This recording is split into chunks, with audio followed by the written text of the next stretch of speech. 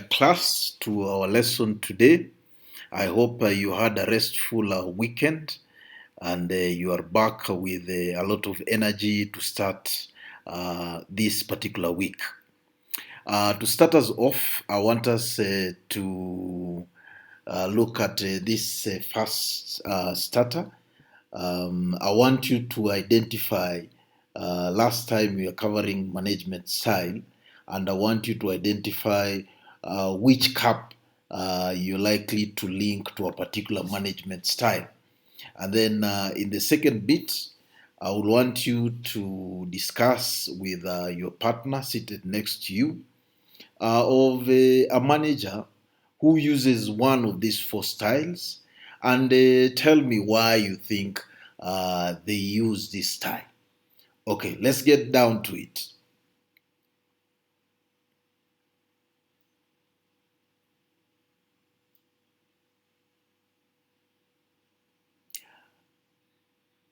All right, thank you so much. That was quite useful, and you have brought out quite good examples of why people use different management style, and you have been able to identify uh, leaders or managers who prefer to use these styles.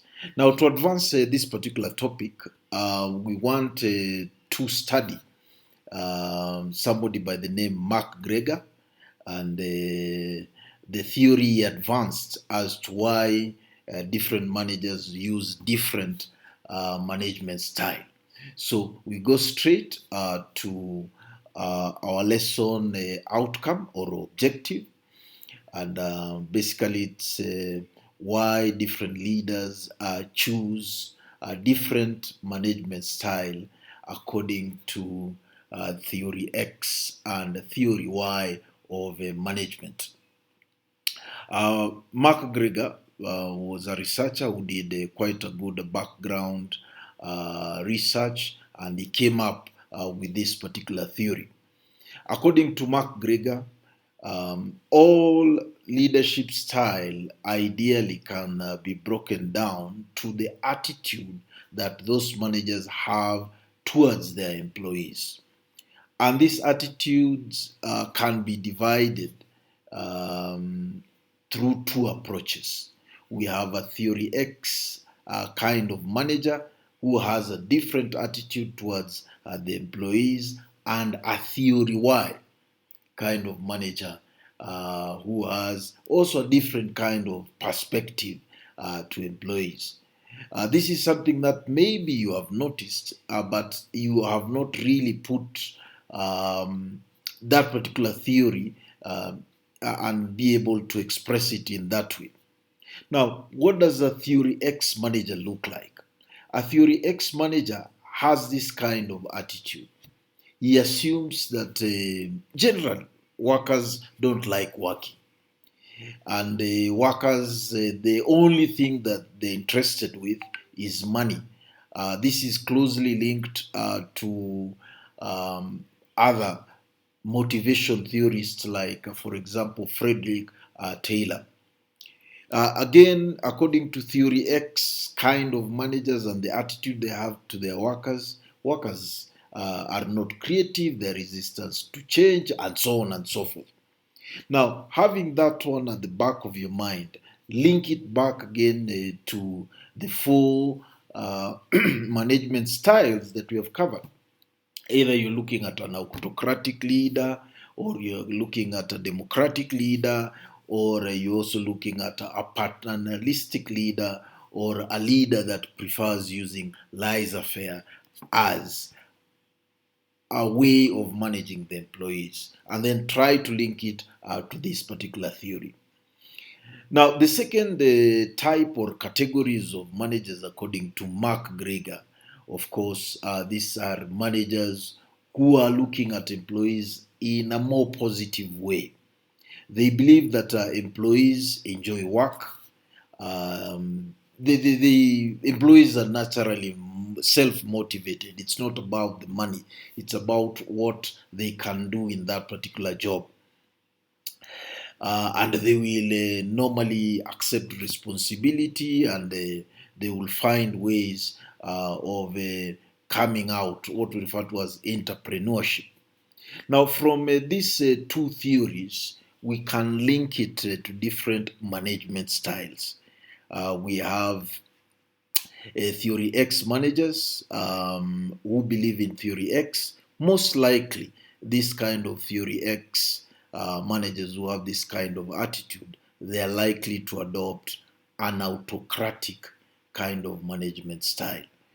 And the Theory Y managers are likely to use democratic kind of leadership style. And it is also useful to say that the Theory X kind of management or autocratic leadership is normally applied to workers with lower skill sets, while those with higher skill set, people who are more skillful or they have a higher education, um, Theory Y is more for them because you need to give them space so that they can be able to create and so on and so forth. Otherwise, these are the higher level employees that could be useful in an organization.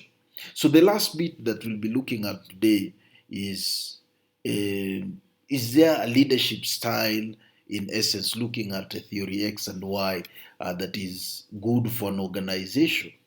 And it all boils down to these are four factors.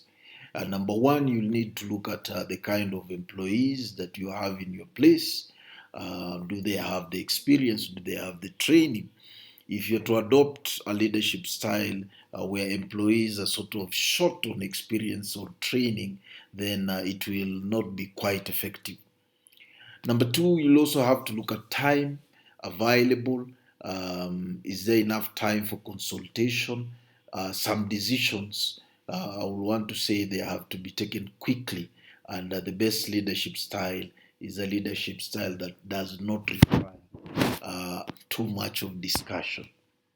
The third bit, of course, is the issue of the management culture. The management culture is also going to determine in that organization what is seen as acceptable in terms of taking care or leading the employees. Is it a top-down approach, or is it a bottom-up approach, or it is a mixture of the two? And then the last one is the nature of the issue involved. I would want to say that there are some issues. Not all issues can be brought for discussion. For example, issues to deal with salary increment, or whether you're going to let some employees go or not, are quite sensitive, and probably this will be left in the hands of the manager.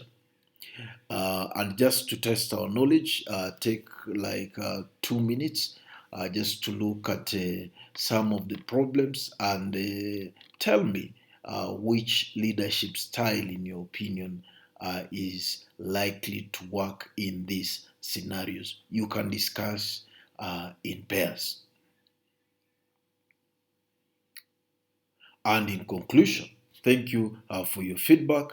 And in conclusion, I will want us again to go back to our lesson objective.